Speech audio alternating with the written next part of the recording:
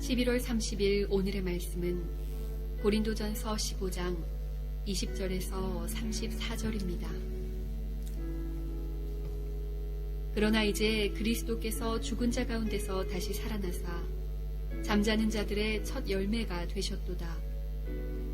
사망이 한 사람으로 말미암았으니 죽은 자의 부활도 한 사람으로 말미암는도다. 아담 안에서 모든 사람이 죽은 것 같이 그리스도 안에서 모든 사람이 삶을 얻으리라.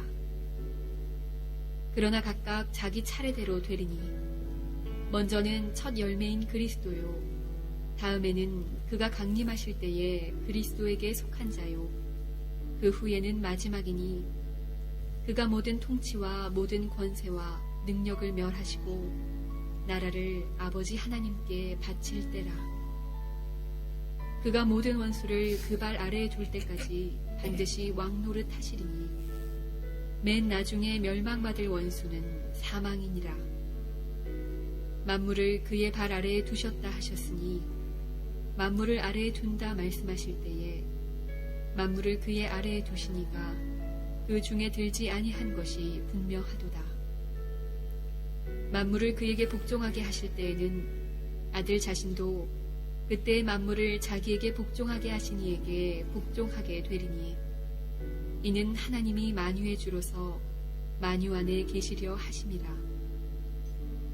만일 죽은 자들이 도무지 다시 살아나지 못하면 죽은 자들을 위하여 세례를 받는 자들이 무엇을 하겠느냐? 어찌하여 그들을 위하여 세례를 받느냐? 또 어찌하여 우리가 언제나 위험을 무릅쓰리요? 형제들아, 내가 그리스도 예수 우리 주 안에서 가진 바 너희에 대한 나의 사랑을 두고 단언하노니 나는 날마다 죽노라. 내가 사람의 방법으로 에베소에서 맹수와 더불어 싸웠다면 내게 무슨 유익이 있으리요? 죽은 자가 다시 살아나지 못한다면 내일 죽을 터이니 먹고 마시자 하리라. 속지 말라. 악한 동무들은 선한 행실을 더럽히나니 깨어 의를 행하고 죄를 짓지 말라. 하나님을 알지 못하는 자가 있기로 내가 너희를 부끄럽게 하기 위하여 말하노라. 아멘. 사복음서의 복음서를 보면 모두 부활을 말하고 있습니다. 그런데 그 부활 가운데는 예외 없이 예수 그리스도의 부활의 죽음과 부활에 대해서 계속해서 기록하고 있는 것을 보게 되어집니다. 부활은 인류 최대의 것이고 사건이고 또 최고의 복음이라고 할 수 있습니다. 또한 세상에서 말하듯 죽음은 누구도 거스를 수 없는 것을 또한 보여주는 것이 부활입니다. 부인하든 부인하지 않든 죽음은 모든 사람에게 있는 것입니다. 누구도 외면할 수 없고 무시할 수 없는 것이 죽음입니다. 그리고 죽음은 실제입니다. 아무리 유능하고 잘난 사람이라 할지라도 죽음 앞에서 무릎을 꿇을 수밖에 없는 것이 우리의 현실이고, 문명이 아무리 발달했다 할지라도 죽음을 뒤집을 수 없는 것입니다. 죽음은 우리 앞에서도, 우리의 눈앞에서도 지금도 벌어지고 있는 것 중에 하나입니다. 그래서 어떻게 표현하면 사람은 살아가고 있다라고 말함과 동시에 죽어가고 있다라고 표현하는 사람도 있습니다. 이렇게 해서 이야기하면 많은 사람들은 두려움에 떨게 되어집니다. 왜냐하면 죽음이라는 것을 생각할 때 많은 사람들은 두려움과 연관하여 생각하기 때문입니다. 죽음에 대한 사람들의 일반적인 반응은 부정입니다. 거부하고 싶고 의식적으로 잊어버리고 생각하지 않으려고 합니다. 사람들은 죽음이 나와 상관없는 것처럼 대하고 산 사람은 살아야 한다라고 빨리 잊고 싶은 것이 죽음이라는 것입니다. 그런데 냉정하게 생각해 볼 때에 죽음을 우리가 무시한다고 잊고 살아간다고 해서 죽음이 우리의 삶과 멀어지는 것이 아니다라는 사실입니다. 죽음이라는 것은 한 사람에게도 예외 없이 정면으로 다가오는 것이 죽음입니다. 죽음을 무시한다고 해서 그 죽음이 우리에게 있어서 축소되는 것도 아닙니다. 그런데 예수님은 죽음의 권세를 죽음에서 뒤집은 그 분이 바로 예수님이십니다.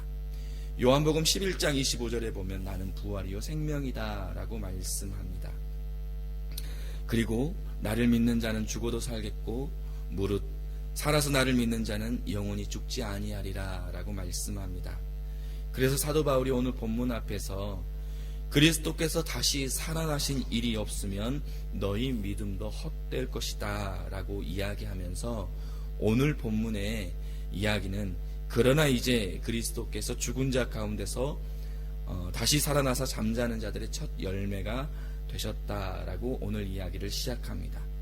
오늘 본문을 통해서 분명히 우리가 알아야 할 사실은 죽음도 실제이고 예수 그리스도를 통한 부활도 분명한 실제의 사실이라는 것입니다.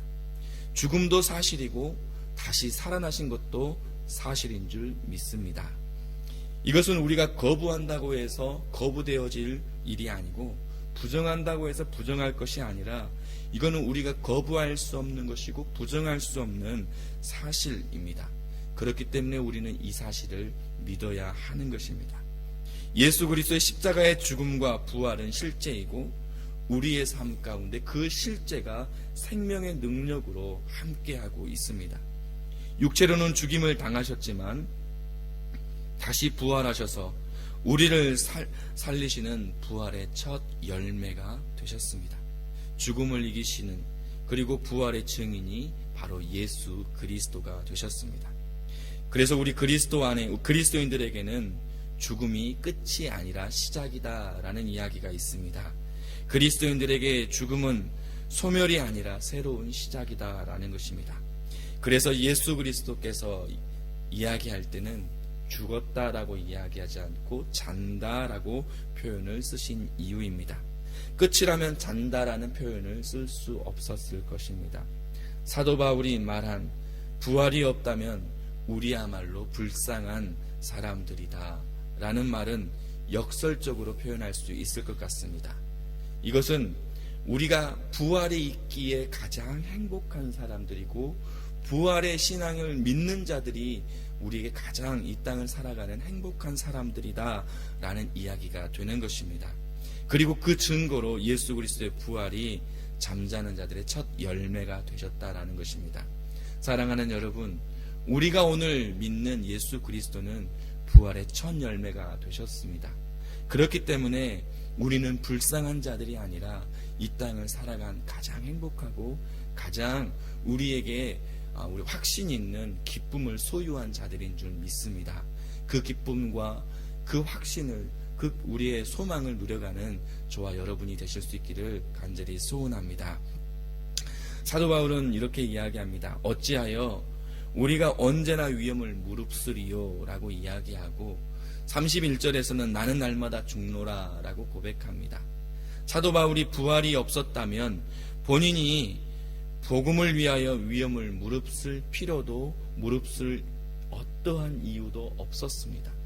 그러나 날마다 그가 죽을 필요가 있었던 이유는 부활이 그에게 있었고 부활의 기쁨과 부활의 영광이 그의 삶 가운데 날마다 함께함을 그는 누리고 살았기 때문입니다. 만약에 예수 그리스도의 부활이 없었다면 그리고 우리의 부활이 없다면 차라리 사도 바울은 이야기합니다. 날마다 먹고 마시는 것이 더 낫다라는 것입니다. 어차피 죽을 인생이니 오늘 먹고 마시는 것이 육신을 위해서 더 낫다는 것입니다. 그러나 오늘 우리가 절제하고 우리가 부활의 영광을 소망하고 예수 그리스도를 따라 살아야 하는 이유는 우리가 오늘 우리의 육신을 위해서 먹고 마시는 유익보다 그 유익이 더 크기 때문에 우리가 절제하고 살아야 하는 것이고 그리고 사도 바울이 나는 내가 어떠한 어려움도 무릅썼다라고 무릅쓸 수 있었던 이유인 것입니다. 사도 바울이 사망이라는 것이 한 사람 즉 아담 한 사람으로부터 시작되어서 후손들에게 연결되는 것처럼 부활도 예수 그리스도 한 분으로 말미암는다는 이 확실한 사실을 보았기 때문에 사도 바울은 모든 위험을 무릅쓸 수도 있었고 모든 삶에 자신의 모든 것을 걸 수 있었던 것입니다. 그러면서 또 한 가지 사도 바울은 만약 예수 그리스도의 부활이 없었다면 내가 사람의 방법으로 에베소에서 맹수와 더불어 싸웠다면 내게 무슨 유익이 있으리요? 라고 이야기합니다. 부활이 분명한 사실이고 부활의 영광이 그에게 예비되어 있기에 사도 바울은 사람의 방법으로 에베소에서 당한 에베소의 장로들과 유대인들과의 맞서 싸우지 않았다라는 것입니다. 사람의 방법으로 그에게 맞서 싸우지 않았다는 것입니다. 빌립보에서도 마찬가지였습니다. 그는 감옥에 갇혀 있었지만 부활의 주님을 바라보았고 그것을 본인의 삶 속에서 확신한 삶을 살았기 때문에 그는 죽음을 두려워하지 않았습니다. 오히려 그는 죽음 앞에 있었지만 기뻐하라, 그리고 본인도 기뻐하고 있는 모습을 보게 되어집니다. 이것은 주님과 함께 있어서 육체의 한계를 벗어버리고 그 속 사람이 날마다 새로워져 가고 있기 때문입니다.